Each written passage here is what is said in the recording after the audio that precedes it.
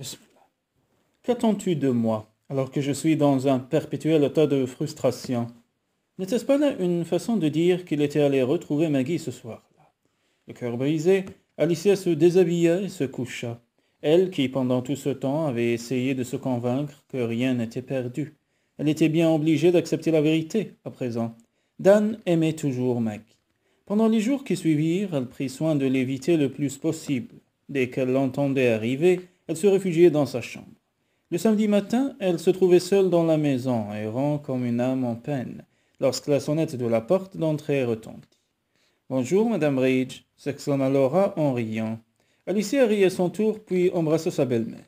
« Quelle bonne surprise, Madame Ridge. Entrez donc. Si vous cherchez Dan, j'ai bien peur que vous soyez déçue. Je pense qu'il est parti tôt ce matin pour l'hôpital. » « Aucune importance. Ce n'est pas lui que je suis venu trouver, mais vous.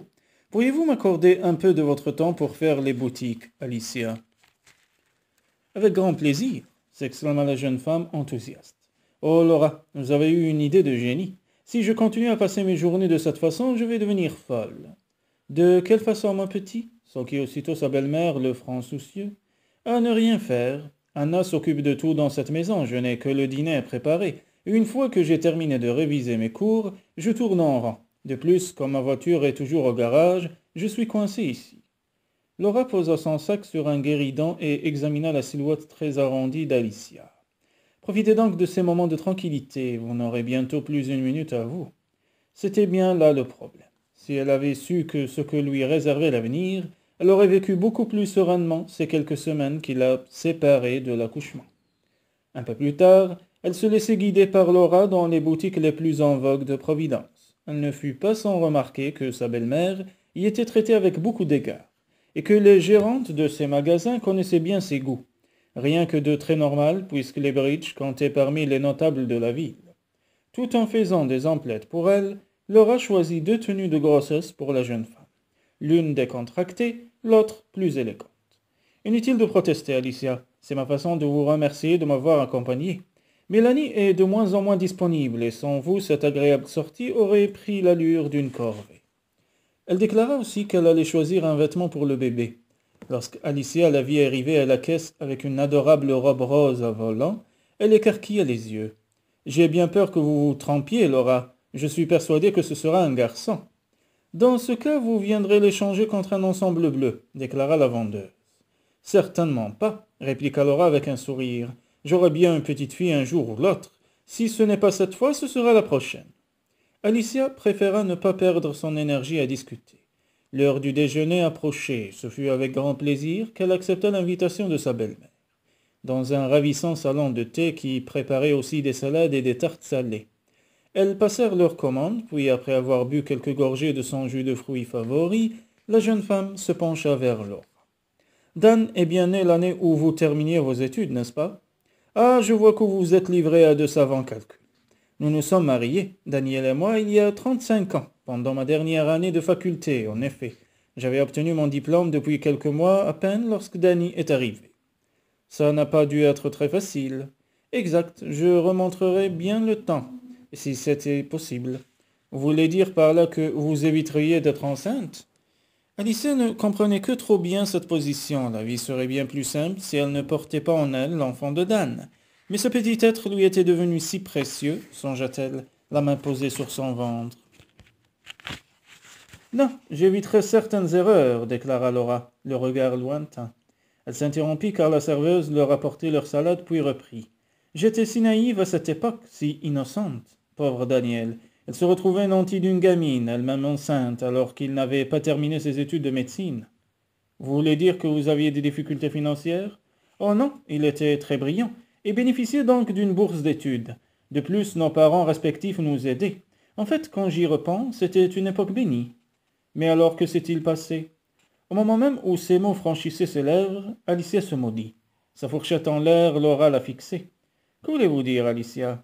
La jeune femme cligna des paupières. Elle ne pouvait plus faire machine arrière à présent. De plus, elle était résolue à en avoir le cœur net. Si Dan ressemblait en tout point à son père, il fallait qu'elle le sache. Écoutez, à mes yeux, aucun mariage n'est parfait. Or, à vous entendre, votre mari était un saint. Laura hocha lentement la tête. Daniel était en effet un saint. Alicia remarqua néanmoins que les traits de son visage s'étaient crispés. Laura, insista-t-elle d'une voix douce, il faudrait que je sois sourde pour ne pas avoir entendu les rumeurs qui courent encore à son sujet. Laura cligna des paupières, puis reposa sa fourchette et croisa les bras sur la table. Vous avez raison. Il est peut-être temps que je vous révèle certaines choses, déclara-t-elle d'un ton ferme. À l'inverse de la vôtre, ma grossesse s'est déroulée à merveille. Je ne peux pas en dire autant de l'accouchement. J'ai failli laisser la vie. Il a fallu pratiquer une césarienne et j'ai eu une réaction allergique à l'anesthésie. Vous n'êtes pas obligé de... Si, justement. Voyez-vous, à cette époque-là, le contrôle des naissances n'était pas aussi simple qu'il est aujourd'hui. Nous avions recours à des méthodes pas toujours très fiables. Or, après l'expérience désastreuse qu'a été mon accouchement, j'ai dit à Daniel qu'il était hors de question que je repasse par là. Elle baissa les yeux sur sa serviette, qu'elle plia et déplia avec des gestes nerveux. Mais et Mélanie? Mélanie était un accident. Les circonstances de sa conception ont failli briser notre mariage, ce que je cherchais inconsciemment à faire depuis la naissance de Dan. Et puis finalement, l'arrivée de cette petite fille a été une bénédiction du ciel, à tel point que j'en ai voulu à Daniel d'avoir attendu si longtemps pour insister, car je ne peux que regretter toutes ces années perdues. Les sourcils froncés, Alicia essayait de saisir le sens de ces révélations pour le moins étonnantes. Comme si elle l'avait lu dans ses pensées, Laura esquissa un sourire empreint de tristesse et reprit. De notre temps, l'abstinence était le seul moyen vraiment sûr d'éviter une grossesse. Après la naissance de Dan, j'ai expliqué très clairement à mon mari que j'étais prête à tout pour ne plus être enceinte. Je l'ai donc encouragé à aller chercher ailleurs ce qu'il ne trouverait pas chez lui. J'étais alors très jeune et aussi très stupide. Ce sont là mes seules excuses. Vous étiez également terrifié. Cette fois encore, Laura s'efforça de sourire. Je vous remercie de votre compréhension, mon petit, mais voyez-vous, avec le recul, je regrette que mes proches se soient montrés si compréhensifs. Si Daniel avait été moins tolérant, s'il avait exigé de moi que j'accomplisse mon devoir conjugal, tout aurait été différent. Nous n'aurions pas perdu 15 années de vie commune. Ne sachant trop que dire, la jeune femme se borna à hocher la tête. Oh, je veux bien croire que vous ayez entendu des rumeurs, poursuivit Laura avec un haussement d'épaule. Mais je suis sûr que personne ne vous a parlé des 9 merveilleuses années que nous avons passées ensemble, car après la naissance de Mélanie, Daniel ne s'est intéressé à aucune autre femme que moi. D'un geste tout naturel, Alicia tendit la main par-dessus la table et serra celle de sa belle-mère. Je vous remercie de votre sincérité, Laura. Cette dernière la fixa longuement. Si cela pouvait vous aider, Dan et vous, à contourner certains écueils. Ah, je crois que vous avez de la visite, s'exclama Laura un peu plus tard, en freinant devant l'entrée de la maison. Alicia sourit à la vue de la vieille voiture dont Brad refusait de se défaire. Son sourire s'élargit davantage encore lorsqu'elle aperçut, garé derrière, les véhicules rouges de son mari. Dan aussi est là. Je ne m'attendais pas qu'il rentre si tôt. Un sourire affectueux aux lèvres, Laura lui tapota la main. Profitez-en, donc, pour sortir en tête-à-tête. Les occasions sont rares quand on est femme de médecin. Et je sais de quoi je parle, mon petit. Allez, sauvez-vous. Vous ne descendez pas boire une tasse de thé avec nous? Laura grimaça. Mélanie a invité quelques camarades à dîner ce soir et je lui ai promis de faire une grosse pizza maison. Alicia lui sourit. Puis, n'écoutant que son instinct, l'embrassa chaleureusement. S'il y avait quelqu'un chez les Bridge qui méritait une auréole, c'était bien elle. Encore merci pour tout, lança-t-elle en s'éloignant. Cette sortie avec sa belle-mère lui avait remis du baume au cœur. Et ce fut donc d'humeur joyeuse qu'elle ouvrit la porte de la maison. Elle reconnut aussitôt la voix de Brad et retint son souffle. Son frère paraissait en colère. Sur la pointe des pieds, elle se dirigea vers le salon. « Jusqu'à quand envisages-tu d'infliger ce genre de traitement, ma sœur ?» Dan parlait trop bas pour qu'elle perçoive ses propos. « Il est hors de question qu'elle reste dans cette maison, après la naissance du bébé, tu m'entends ?» reprit Brad de plus en plus furieux. « Je ne pense pas que tu aies le droit de t'immiscer dans notre vie de couple, » rugit Dan. « Drôle de couple. Si tu avais un tant soit peu de respect pour elle ou pour ce gamin, tu laisserais tomber ta maîtresse, espèce de... » Incapable d'en entendre davantage, Alicia fit irruption dans la pièce. « Ça suffit, Brad. » Il lui suffit d'un bref coup d'œil autour d'elle pour juger la situation. Assise sur le canapé, les joues blêmes, Maggie serrait contre son cœur un dossier, comme si elle cherchait ainsi à se protéger. Plusieurs chemises en carton jonchaient le tapis. Alicia réprima un soupir. Brad avait donc fini, lui aussi, par avoir vent de certaines rumeurs. Elle se posa en face de son frère, les bras croisés. « Aurais-tu la gentillesse de m'expliquer ce qu'il t'arrive » Ce sale type a l'audace de... Je te rappelle que tu parles de mon mari et que tu es ici chez lui, asséna-t-elle. Il pourrait au moins avoir la décence de... Tu es aveugle, Brad? Tu ne vois donc pas qu'ils sont en train de travailler? À ce moment-là, une petite brise printanière souleva les rideaux. Ils en ont sans doute assez de passer leur journée dans l'atmosphère confinée de l'hôpital, et je les comprends, ajouta-t-elle d'un ton ferme. La voix de Maggie retentit alors derrière elle. Vous avez raison, Alicia. Nous étions justement en train de classer les dossiers de l'année dernière pour les faire entrer dans nos fichiers informatiques, afin de gagner de la place dans le bureau. J'espère que ça ne vous dérange pas, conclut-elle avec un sourire mal assuré. Dan, qui avait gardé jusque-là les yeux rivés sur Brad, reparta son attention sur la jeune femme.